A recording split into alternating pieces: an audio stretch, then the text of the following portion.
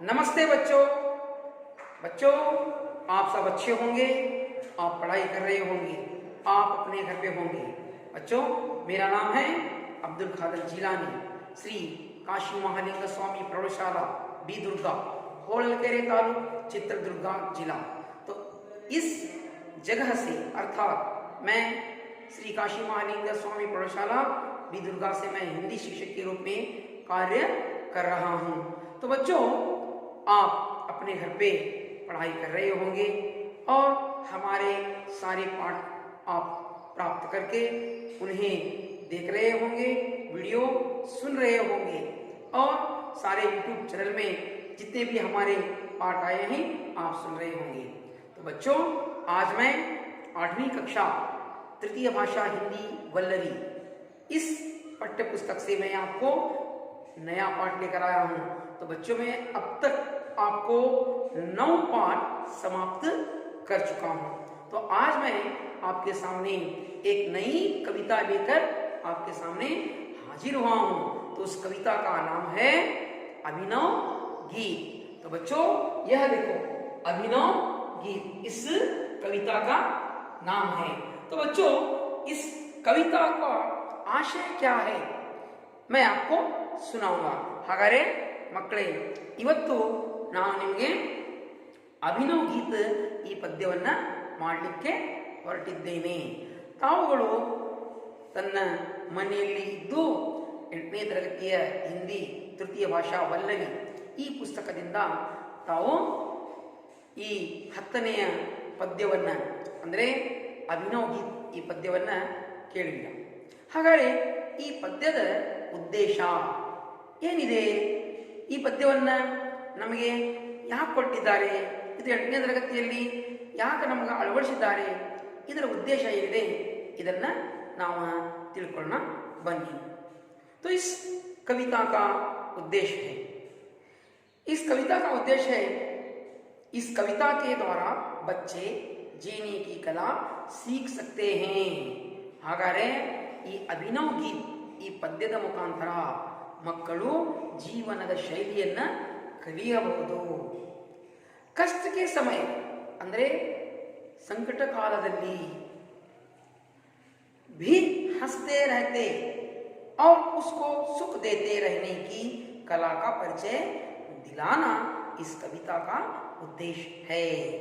ಅಂದರೆ ಸಂಕಟ ಸಮಯದಲ್ಲಿ, ಕಷ್ಟ ಕಾಲದಲ್ಲಿ ಮಗು ನಗುತ್ತಾ ಇರಬೇಕು ಮತ್ತು ಎಲ್ಲರಿಗೂ ಸುಖವನ್ನು ಹಂಚ್ತಾ ಸಂತೋಷದಿಂದ ಇರುವ ಕಲೆಯನ್ನು ಕಲಿಯುವ ಒಂದು ಸಂದೇಶವನ್ನು ಕವಿ ಹರಿಶಂಕರ್ ಕಶ್ಯಪ್ ಈ ಪದ್ಯದ ಮುಖಾಂತರ ನಮ್ಮನ್ನ ಸಂದೇಶವನ್ನು ಕೊಡ್ತಾ ಇದ್ದಾರೆ.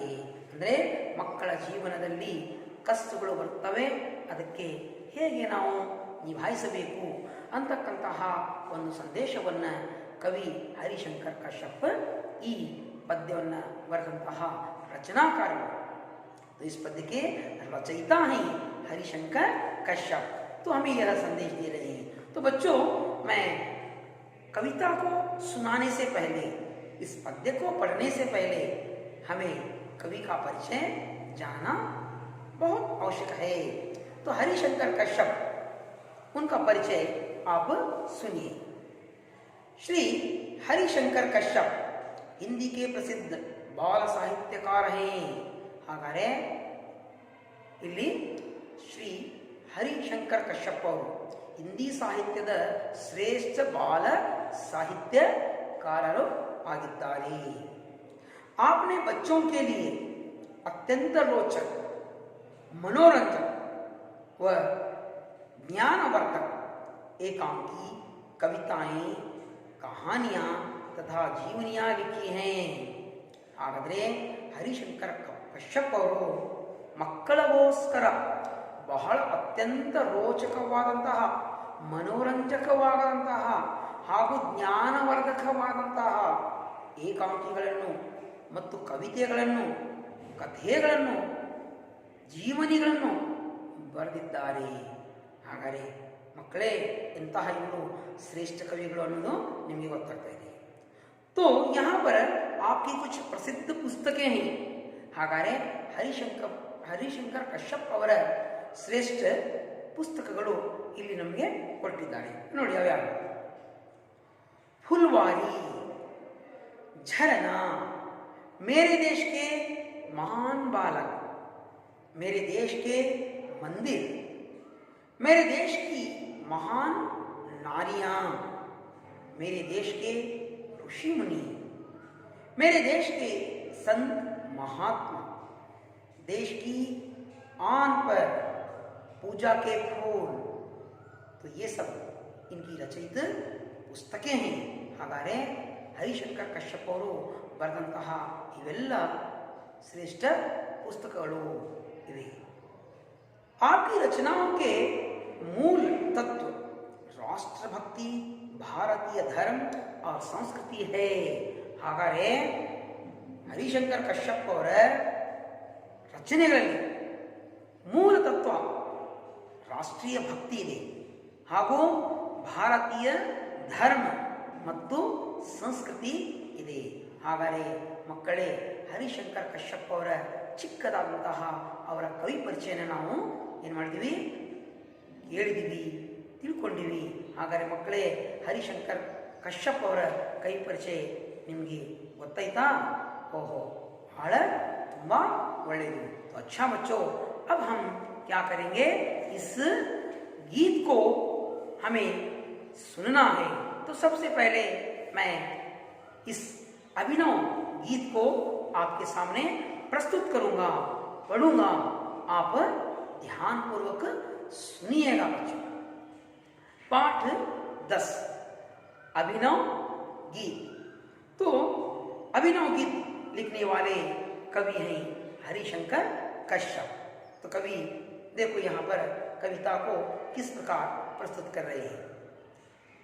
फूल सदा हंसते रहते हैं, खिल खिल कर झरते रहते हैं. तो बच्चों, आप जो कविता सुन रहे हैं, जो मैं पंक्तियों को पढ़ रहा हूं, यहाँ पर पूर्ण विराम, अल्प विराम, इनको ध्यान में रखते हुए हमें पढ़ना चाहिए और सही ढंग, स्पष्ट रूप से पढ़ना चाहिए. तो सुनिएगा. फूल सदा हंसते रहते हैं, खिल खिल कर झरते रहते हैं. रंग बिरंगी मोहक छवि सी अपने अंतर की सुगंध से, तन से मन से निज जीवन से, सब जग को सुरभित करते हैं. फूल सदा हंसते रहते हैं. रहो सदा सबसे हिल मिलकर, रहो सदा सबसे हिल मिलकर.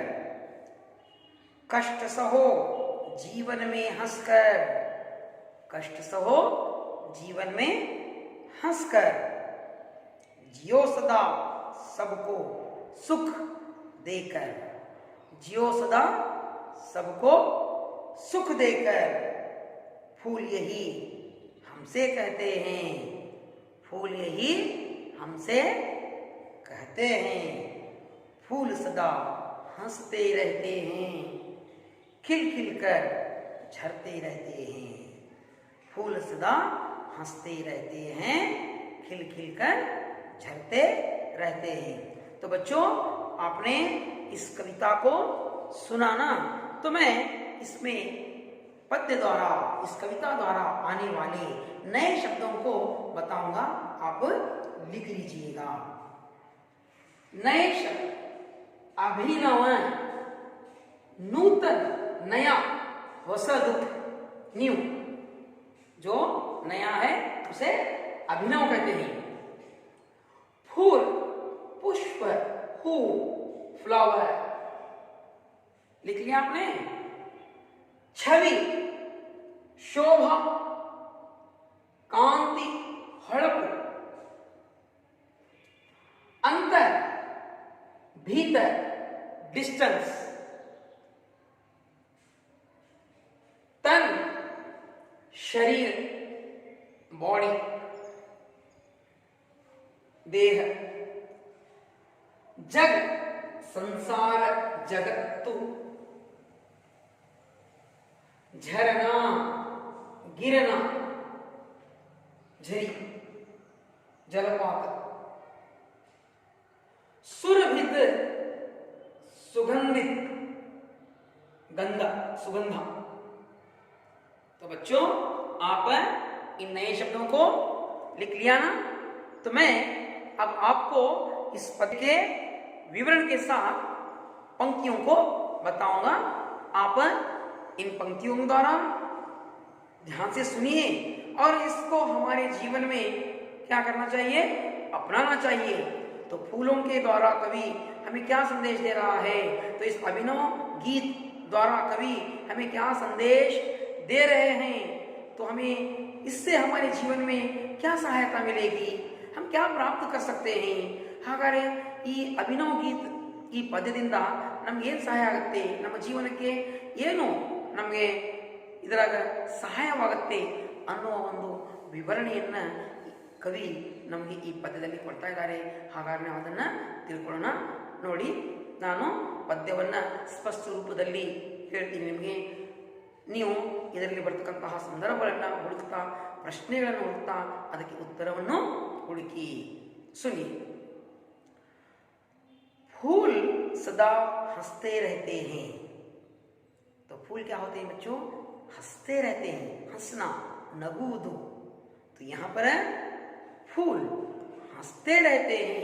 फूल कैसे रहते हैं, हंसते रहते हैं। Very good. तो ಹೂಗಳು ಯಾವಾಗಲೂ ನಗುತ್ತಾ ಇರುತ್ತವೆ, ಹೂಗಳು ನಗುತ್ತಾ ಇರುತ್ತವೆ. खिल खिल कर झरते रहते हैं. ನೋಡಿ, ಖಿಲ್ನಾ ಅರಳುವುದು, ಅರಳುವುದು ಮತ್ತು ಆ ಕಡೆ ಈ ಕಡೆಗೆ ಏನಾಗಿರ್ತಾವ, ಓಲಾಡುವುದು. तो खिल खिल कर झरते रहते हैं. तो मैं कहा यहाँ पर झरना, झरना ಅಂದ್ರೆ ಇಲ್ಲಿ ಗಿರ್ನಾ, ಅದು ಬಾಳ್ತಾ ಇರ್ತವೆ, ಆಮೇಲೆ ಬೀಳ್ತಾ ಇರ್ತವೆ. तो गिरना. तो खिल खिल कर फूल झरते रहते हैं. तो जहां भी हमें बगीचे में जाते हैं तो वहां पर फूलों को हम बहुत से फूलों के पौधों को देखते हैं. ನಾವೆಲ್ಲಿ ಹೂವಿನ ತೋಟಕ್ಕೆ ಉದ್ಯಾನವನಕ್ಕೆ ಹೋಗ್ತೀವಿ, ತುಂಬ ಹೂಗಳು ಏನಾಗಿರ್ತವೆ, ಅಲ್ಲಿ ಮೊಗ್ಗುಗಳಿರ್ತವೆ, ಅರಳ್ತಾ ಇರ್ತವೆ, ಬಣ್ಣ ಬಣ್ಣದ ಹೂಗಳಿರ್ತವೆ, ಅವೇನಾಗಿರ್ತವೆ, ಓಲಾಡ್ತಿರ್ತವೆ ಆ ಕಡೆ ಈ ಕಡೆ. ಆಮೇಲೆ ಏನಾಗ್ತವೆ, ಕೆಳಗೆ ಬೀಳ್ತಾ ಇರ್ತವೆ. तो यहाँ पर खिल खिल कर झरते रहते हैं. ಹೂಗಳು ಅರಳ್ತಾ ಕೆಳಗಡೆ ಬೀಳ್ತಾ ಇರುತ್ತವೆ. तो पहले यहाँ पर दो आप यहाँ पर सालों को हमने पढ़ा. तो इन पंक्ति, जो पहली पंक्ति को मैंने पढ़ा, तो यहाँ पर क्या है, कवि क्या कर रहे हैं, फूल सदा हंसते रहते हैं, खिल खिल कर झरते रहते हैं. ಹೂ ಯಾವಾಗಲೂ ನಗು ನಗುತ್ತಾ ಇರುತ್ತವೆ. ಅದೇ ರೀತಿಯಾಗಿ ಅರಳ್ತಾ ಅರಳ್ತಾ ಕೆಳಗಡೆ ಬೀಳುತ್ತವೆ. तो आगे कि हमें इन पंक्तियों को देखेंगे. रंग बिरंगी मोहक छवि से. तो फूल रंग बिरंगी.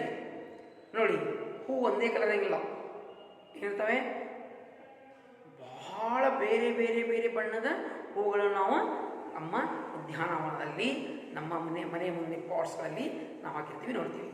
ಪ್ರತಿಯೊಂದು ಹೂ ಬೇರೆ ಕಲರ್ದ ಇರುತ್ತೆ.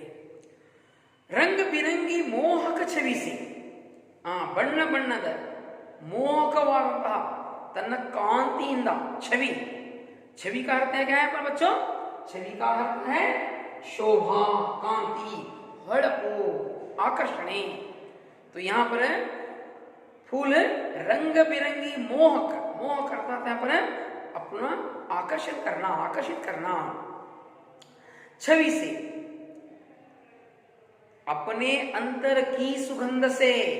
ಹಾಗಾದರೆ ಹೂವಿನಲ್ಲಿ ತನ್ನದೇ ಆದಂತಹ ಒಂದು ಒಳ ಏನಪ್ಪಾ ಅಂದ್ರೆ ಸುಗಂಧವನ್ನ ಅದು ತನ್ನ ಸ್ಥಾನದೊಳಗ, ತನ್ನ ದೇಹದೊಳಗ ತೆಗೆದುಕೊಂಡಿರ್ತೈತಿ.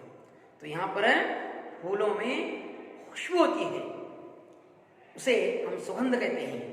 वो खुशबू इतनी अच्छी रहती है कि जहाँ से हम गुजरते हैं कोई फूल की हमें गंध लगती है तो फौरन हमें उस तरफ आकर्षित होते हैं।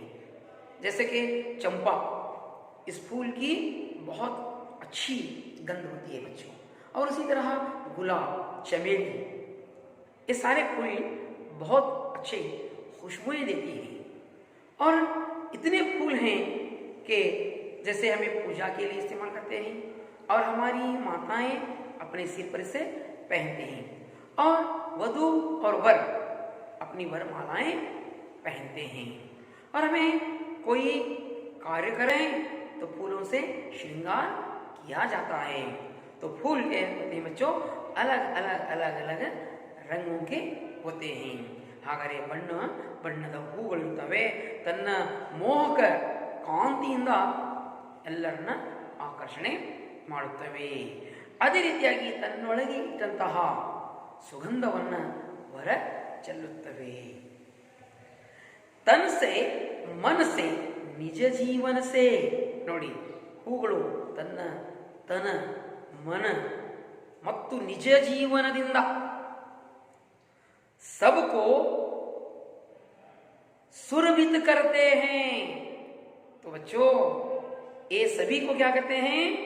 अपनी तरफ खींचते हैं और अपने गंध को प्रोड्यूस करते हैं.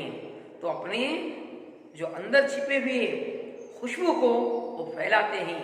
तो इनके अंदर कैसी एक भावनाएं हैं, अपने तन और मन से दूसरों तक ये अपनी खुशबू को, अपने रंगों को फैलाते हैं, दूसरों को बांटते हैं.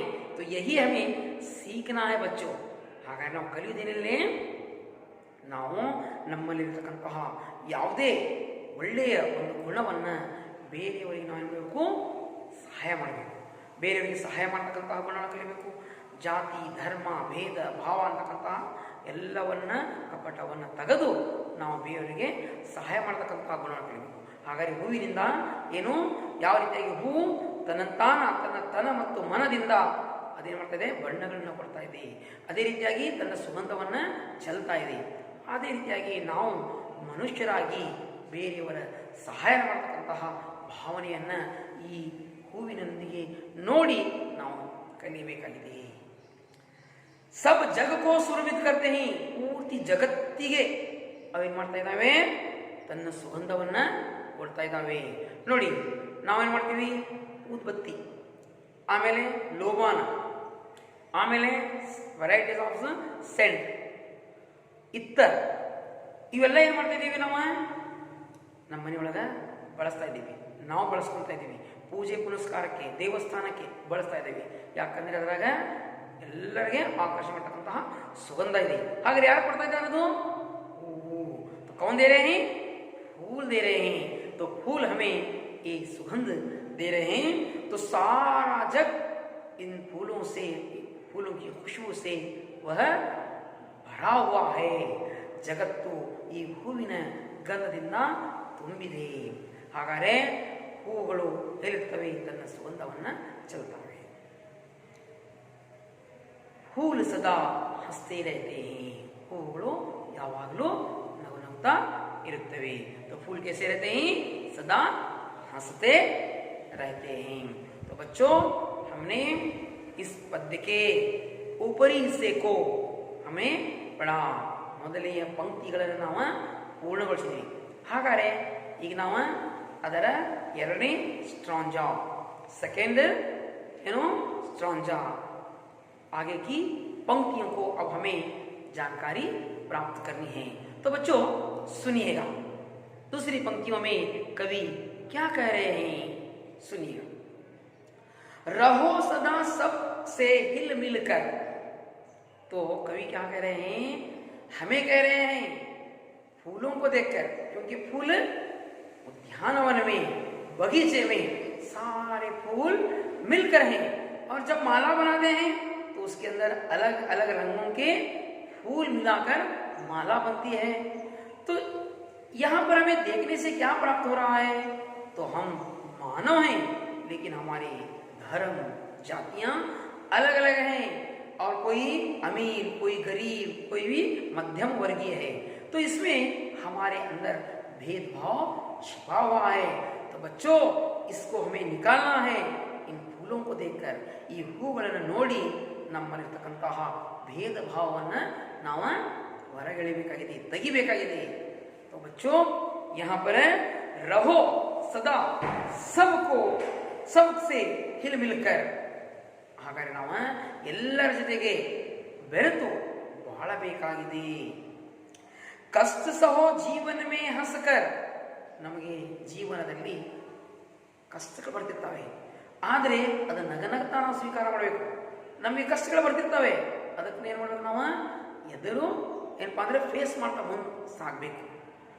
ಯಾವ ರೀತಿಯಾಗಿ ಸಮುದ್ರದ ಅಲೆಗಳು ನಿನ್ನಂಗಿಲ್ಲ, ಅವೇನು ಮಾಡ್ತಿರ್ತವೆ, ಬಂಡೆಗಳು ಬಂದರೂ ಅದಕ್ಕೆ ಬಂದು ಅಪ್ಪಳಿಸ್ತವೆ, ಆದರೆ ಅದು ಬಂಡೆ ಇದೆ ಅಂತ ಹೇಳಿ ಅದನ್ನು ತಡೆಯಂಗಿಲ್ಲ, ಅದೇನಾಗುತ್ತೆ, ಅಲೆಗಳು ಬಂದೇ ಬರ್ತವೆ, ಬಂದು ಅಪ್ಪಳಿಸ್ತವೆ।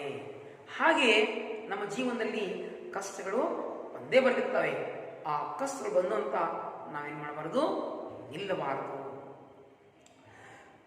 ಕಷ್ಟ ಸಹೋ ಜೀವನ್ನೇ ಹಸ್ಕರ್, ನಾವು ಕಷ್ಟವನ್ನು ನಗನಗ್ತಾ ಸ್ವೀಕಾರ ಮಾಡಿ ಮುಂದೆ ಸಾಗಬೇಕು। ಜಿಯೋ ಸದಾ ಸಬ್ಕೋ ಸುಖ ದೇಕರ್, ಹಾಗಾದ್ರೆ ನಾವು ಬಾಳಬೇಕು ಸಮಾಜದಾಗ। ಹೇಗೆ ಬಾಳಬೇಕು, ಎಲ್ಲರನ್ನ ಸುಖ ಕೊಡ್ತಾ, ಯಾರಿಗೂ ನಾವು ಏನು ಮಾಡಬಾರ್ದು, ತೊಂದರೆ ಕೊಡ್ತಕ್ಕಂತಹ ಕಾರ್ಯವನ್ನು ಮಾಡಬಾರ್ದು। ಫಾರ್ ಎಕ್ಸಾಂಪಲ್, ನಾವು ಬಸ್ಸಲ್ಲಿ ಟ್ರೈನಲ್ಲಿ ಹೋಗ್ತಾ ಇರ್ತೀವಿ, ಕಡಲೆ ತಿಂತೀರಾ, ಅದ್ರ ಬೀಜ ಸಿಪ್ಪಿ ಅಲ್ಲೇ ಚೆಲ್ತೀರಾ। ಬಸ್ ಸ್ಟ್ಯಾಂಡ್ನಾಗ ಎಷ್ಟೋ ಜನ ನೋಡ್ತೀವಿ, ನಾವು ರೈಲ್ವೆ ಸ್ಟೇಷನ್ ನೋಡ್ತೀವಿ, ಗುಟ್ಕಾ ಬೀಳ ತಿಂತಾರೆ, ತಿಂದು ಎಲ್ಲ ಏನಪ್ಪ ಅಂದರೆ ಕುಂದ್ರು ಸ್ಥಳದಲ್ಲಿ ಆಸನಗಳ ಪಕ್ಕದಲ್ಲೇ ಗಲೀಜು ಮಾಡಿಬಿಡ್ತಾರೆ, ಓದ್ಬಿಟ್ಟಿರ್ತಾರೆ ಎಲ್ಲ ಕಡೆ। ಹಾಗಾಗಿ ಮಕ್ಕಳೇ, ನಾವು ನಮ್ಮ ಸಾರ್ವಜನಿಕ ಸ್ಥಳಗಳಲ್ಲಿ ಯಾವಾಗಲೂ ಸ್ವಚ್ಛತೆಯನ್ನು ಕಾಪಾಡಬೇಕು। ನೋಡಿ, ಇವತ್ತು ಈ ಒಂದು ಕೋವಿಡ್-19 ಕೊರೋನಾ ವೈರಸ್ ಹರಡ್ಬಿಟ್ಟಿದೆ, ಯಾಕೆ, ಇದು ನಮ್ಮ ತಪ್ಪುಗಳಿಂದ।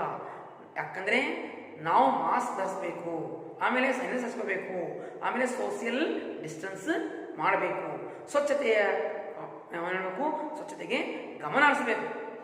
ಆದರೆ ಇವತ್ತು ಈ ಕಾರಣದಿಂದ ನಮ್ಮ ಸಮಾಜದೊಳಗೆ ತುಂಬ ಜನರಿಗೆ ಏನಪ್ಪ ಅಂದರೆ ಇದು ಕಾಯಿಲೆ ಹರಡಿತು।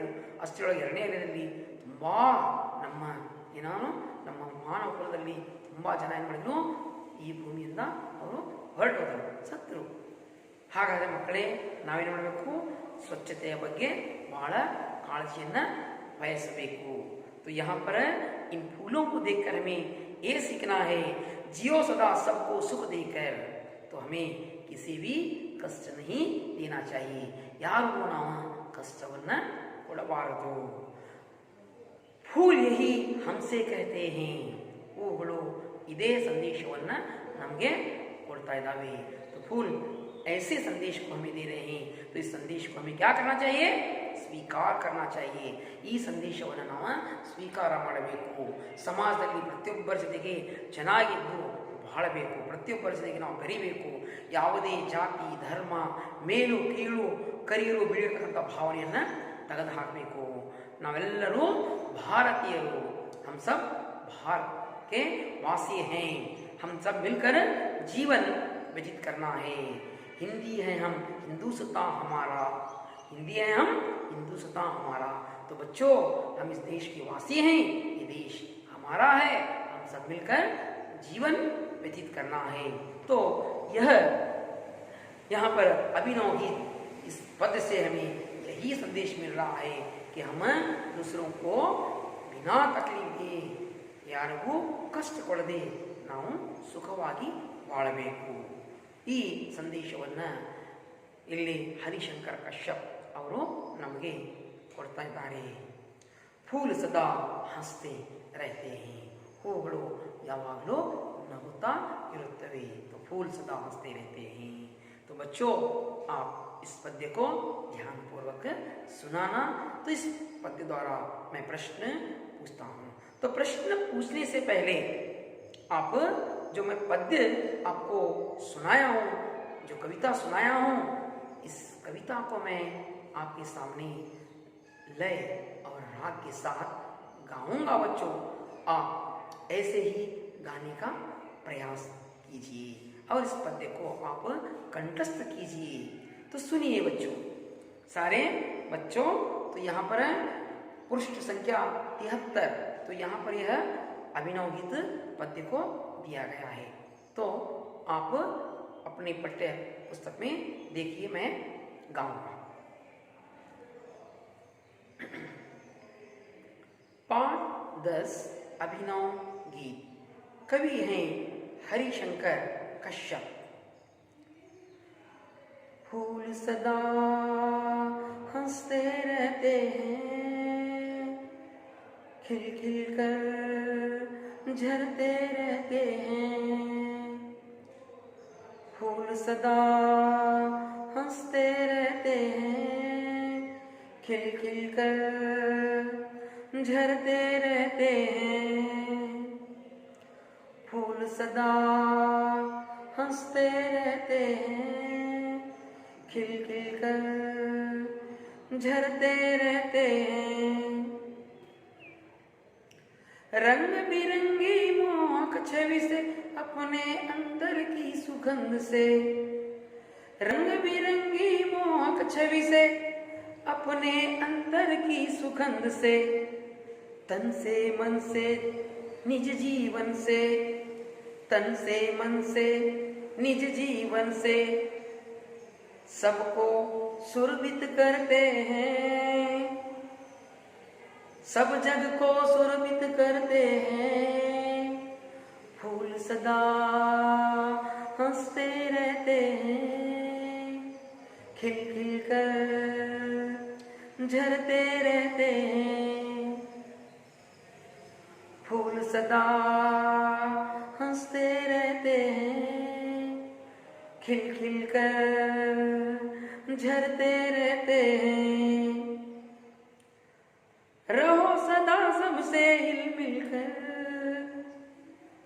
रहो सदा सबसे हिल मिल कर।